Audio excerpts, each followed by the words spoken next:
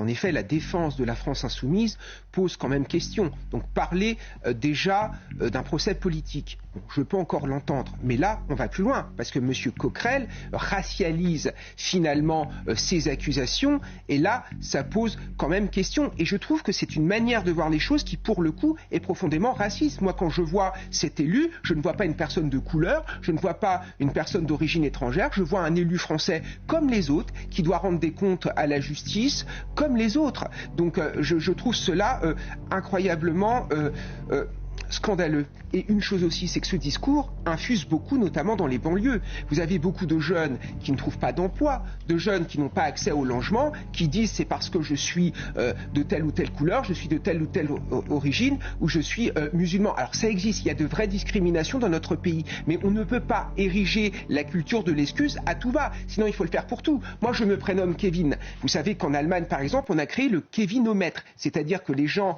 issus de milieux populaires qui s'appellent Kevin, notamment subissent aussi des discriminations. Ce n'est pas pour ça que je n'ai pas cherché à m'extraire socialement de mes origines, parce que quand on cherche toujours la culture de l'excuse, on renonce au mérite et finalement on n'avance pas. Donc à un moment donné, vive la méritocratie républicaine, et cette manière de se défendre est pour moi indigne.